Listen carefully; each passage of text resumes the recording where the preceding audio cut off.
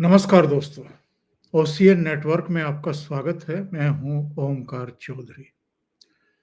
संसद के 72 साल के इतिहास में पहली बार कांग्रेस पार्टी विपक्षी दलों के सहयोग से उपराष्ट्रपति यानी राज्यसभा के सभापति जगदीप धनखड़ के खिलाफ अविश्वास प्रस्ताव लेकर के आई है। अभूतपूर्व और इतनी जल्दबाजी में ये सब किया गया है, आप कल्पना नहीं कर सकते हैं। क्यों लाया गया है और क्या ये संविधान सम्मत है? आमतौर पर देश के उपराष्ट्रपति राज्यसभा के सभापति होते हैं। वो चुने हुए नहीं होते हैं, जैसे लोकसभा का स्पीकर चुना हुआ होता है। वो पदेन सभापति होते हैं, यानी देश का उपराष्ट्रपति पदेन सभापति ही होता है राज्यसभा का। उनके खिलाफ अगर कांग्रेस पार्टी संसदीय इतिहास में पहली बार 72 साल बाद अविश्वास प्रस्ताव लेकर के आ रही है, तो इसकी वजह क्या है? इसकी वजह बताएंगे।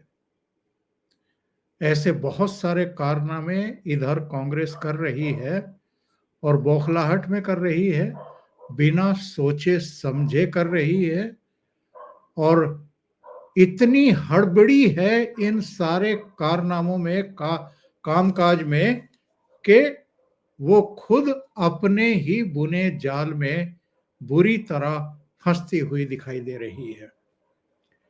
दोनों सदनों को नहीं चलने देना, जो समय निर्धारित होता है किन्हीं बिंदुओं को उठाने का, किन्हीं विषयों को उठाने का, उन समय से पहले जब सदन शुरू होता है, जैसे ही सदन खुलता है वैसे ही स्थगन प्रस्ताव की बाढ़ ले आना और पार्लियामेंट को बाधित करना, हो हल्ला करना, नारेबाजी करना, अपना एजेंडा चलाने की कोशिश करना, और अगर लोकसभा में स्पीकर और राज्यसभा में सभापति इनके एजेंडे को नहीं चलने दे रहे हैं और पूरी तरीके से उन्होंने जैसे तय कर लिया है कि हमें विपक्ष का ये एजेंडा नहीं चलने देना है कि सदन किसी भी कीमत पर बाधित किए जाएं,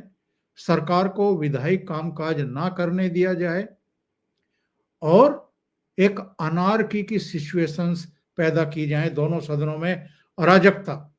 और अगर दोनों सदनों के सभापति और स्पीकर इनकी मनमानी नहीं होने दे रहे हैं, वहां अराजकता की स्थिति पैदा नहीं होने दे रहे हैं, और जैसे ही ये अराजकता का माहौल पैदा करते हैं, वो सदनों को पहले 12 बजे के लिए और फिर पूरे दिन के लिए स्थगित कर रहे हैं, तो अब ये पूरी तरीके से बौखला गए हैं। खास तौर से इनके निशाने पर राज्यसभा के सभापति जगदीप धनखड़ हैं, और जगदीप धनखड़ इसलिए हैं कि वो नियम कायदे कानून की किताब से सदन को चला रहे हैं, इनको गाइड कर रहे हैं, इनको किसी भी तरीके से सदन की कार्रवाई को हाईजैक नहीं करने दे रहे हैं। और ये पहली बार है जब ना नेता प्रतिपक्ष की चल रही है, ना इनकी सर्वोच्च कमांडर यानी सर्वोच्च नेता सोनिया गांधी की चल पा रही है, जैसा वो कराना चाहते हैं। और स्थितियां परिस्थितियां कांग्रेस के लिए इतनी विकट हो गई हैं कि अब तो विपक्ष के दूसरे दल भी कांग्रेस की नहीं सुन रहे हैं। अडानी के मुद्दे पर कांग्रेस के साथ कम से कम अब टीएमसी, समाजवादी पार्टी, उद्धव ठाकरे की पार्टी, शरद पवार की पार्टी और वामपंथी दलों में सीपीआई तो कम से कम नहीं है। और इसी मुद्दे पर इन सारे दलों ने मिलकर के अब ममता बनर्जी को इंडी अलायंस का चेयरपर्सन बनाने की ठान ली है। और यह खतरे की घंटी है कांग्रेस के लिए।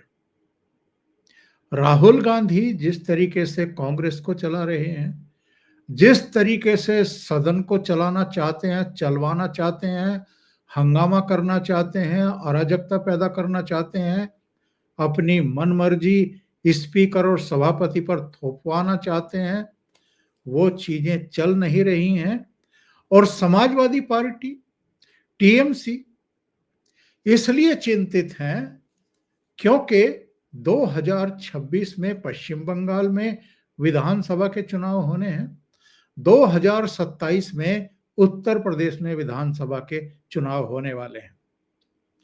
और अभी जो उपचुनाव हुए हैं उनमें ममता बनर्जी ने तो जरूर जो 6 की 6 सीटें थी वो जीती हैं, लेकिन उत्तर प्रदेश में लोकसभा चुनाव के नतीजे चाहे जो रहे हों, लेकिन अभी उपचुनाव जो 9 विधानसभा सीटों पर हुआ है उनमें से 7 वापस भारतीय जनता पार्टी ने जीत ली और समाजवादी पार्टी सिर्फ 2 सीटें ही जीत पाई है। यहां तक के कुंदरकी, जहां पर 65% मुस्लिम मतदाता है, वहां भी समाजवादी पार्टी हार गई है। तो ममता बनर्जी और अखिलेश यादव दूसरे मुद्दों पर फोकस करना चाहते हैं, पार्लियामेंट में वो मुद्दे उठाना चाहते हैं ताकि अपने मतदाताओं को एड्रेस कर सकें। लेकिन राहुल गांधी की जो मनमानी चल रही है इंडी अलायंस के भीतर भी, और जिसके चलते वो केवल और केवल अडानी पर उनकी सुई टिक करके रह गई है, उसके चलते अब विपक्षी दलों ने इनको इंडी अलायंस के किनारे पर दीवार से लगाने का जैसे फैसला कर लिया। तो विपक्षी दल जिस तरीके से इनकी लीडरशिप पर अब सवाल खड़े कर रहे हैं, और ये इसलिए भी हुआ है क्योंकि कांग्रेस पार्टी जम्मू कश्मीर में भी असफल रही है, झारखंड में भी असफल रही है, हरियाणा में चुनाव बुरी तरह हारी है, महाराष्ट्र में चुनाव बुरी तरह हारी है। तो इनका पानी उतर चुका है। 3 लोकसभा चुनाव लगातार हार चुके हैं राहुल गांधी। अब 2029 में विपक्ष नहीं चाहता कि राहुल गांधी फिर से दावेदारी करें कि मैं विपक्ष की तरफ से नरेंद्र मोदी का मुकाबला करूं एज प्राइम मिनिस्टर फेस। अब वो किसी दूसरे को लाना चाहते हैं और फौरी तौर पर इंडी अलायंस का चेयरपर्सन ममता बनर्जी को बनाना चाहते हैं। ये कांग्रेस के लिए बहुत बड़ा झटका है। दूसरे, वो धनखड़ के खिलाफ इसलिए भी अविश्वास का प्रस्ताव लेकर के आए हैं ताकि जॉर्ज सोरोस से जो लिंक स्थापित किया है भारतीय जनता पार्टी ने, और भारतीय जनता पार्टी जिस तरीके से आक्रामक रुख अपना रही है पार्लियामेंट के भीतर दोनों सदनों में भी और पार्लियामेंट के बाहर भी, प्रेस कॉन्फ्रेंस में भी, उससे कांग्रेस अब बैकफुट पर आ गई है। कांग्रेस को उम्मीद नहीं थी कि इतना ओपनली और तथ्यों के साथ सोनिया गांधी का लिंक जो है वो जॉर्ज सोरोस से इस तरह भारतीय जनता पार्टी स्थापित करके पलटवार करेगी कांग्रेस पार्टी के ऊपर, मां बेटा के ऊपर। और यही वजह है कि जॉर्ज सोरोस प्रकरण से ध्यान हटाने के लिए और जो विपक्षी दलों में फूट पड़ी है राहुल गांधी की मनमानी को लेकर के, ममता बनर्जी, आपके अखिलेश यादव, शरद पवार, उद्धव ठाकरे सब नाराज दिखाई दे रहे हैं और वो अब बड़ा परिवर्तन करना चाहते हैं। तो इस लड़ाई झगड़े से ध्यान भी हटाने के लिए और धनखड़ साहब के खिलाफ अविश्वास प्रस्ताव का ये नोटिस ला करके वो बिखर रहे विपक्षी दलों को फिर से वापस इकट्ठा करना चाहती है, जोड़ना चाहती है, एकजुट बनाए रखना चाहती है। और जो भी प्रकरण इधर हुए हैं अडानी को लेकर के, जिस तरह की नाटक नौटंकी राहुल गांधी और प्रियंका वाड्रा ने पार्लियामेंट परिसर में की है, उससे भी वो अब ध्यान हटाना चाहते हैं। तो ये कारण रहा है। वैसे किरण रिजिजू जो संसदीय कार्य मंत्री भी हैं और दूसरे विभागों के मंत्री भी हैं, उन्होंने भी आक्रामक रुख अपनाया है और पार्लियामेंट में इनका भांडाफोड़ किया है कि केवल और केवल जॉर्ज सोरोस के मुद्दे से ध्यान हटाने के लिए कांग्रेस धनखड़ साहब के खिलाफ अविश्वास प्रस्ताव लेकर के आई। उन्होंने कहा है कि हमारे पास तो बहुमत है, हमें किस बात का डर है, ये लेकर के आए, प्रस्तुत करें। कभी नहीं पेश किया गया 7 दशक में, अब लेकर के आए हैं तो मुंह की खाएंगे। लेकिन कांग्रेस ने जिस जल्दबाजी में और बिना सोचे समझे और बिना विपक्षी दलों से परामर्श करके एक बैठक बुलाई जाती है, बैठक बुला करके जो टॉप लीडरशिप है अलग अलग दलों की, उनसे बातचीत की जाती है, तब जाकर के ये लाया जाता है। लेकिन लाया गया और जयराम रमेश प्रस्ताव लाए जाने के बाद एक बयान जारी करते हैं और उसमें कहते हैं कि सभी दलों के सांसदों ने सिग्नेचर किए हैं। 60 या 70 सिग्नेचर वो बता रहे हैं कि सभी दलों के लोगों ने किए हैं। तो सभी दलों ने अगर सिग्नेचर कर भी दिए हैं तो ये बताने की और प्रसारित करने की जरूरत कांग्रेस को और जयराम रमेश को क्यों पड़ रही है? अगर उनको ये खतरा नहीं था कि विपक्ष बंट रहा है और राहुल गांधी के नेतृत्व को चुनौती दे रहा है, तो फिर ये बताने की क्या जरूरत थी कि सभी विपक्षी दलों के नेताओं ने सिग्नेचर कर दिए हैं? इसका मतलब ये है, जो एक कहावत भी है कि पानी जो है वो ढलान पर ही जाकर के जो है ठहरता है। तो कहीं ना कहीं इनको दिखाई दे रहा है कि जो जाल इन्होंने बुना था मोदी सरकार को बैकफुट पर धकेलने के लिए, उस जाल में अब ये खुद फंस गए हैं। ऐसे कई प्रकरण मैं आपको याद दिला सकता हूं कि टीएमसी ने सिग्नेचर अविश्वास प्रस्ताव पर क्यों किए हैं। आपको ध्यान होगा, उपराष्ट्रपति बनाए जाने से पहले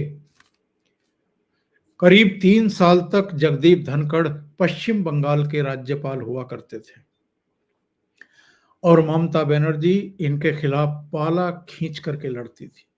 यही कल्याण बनर्जी जो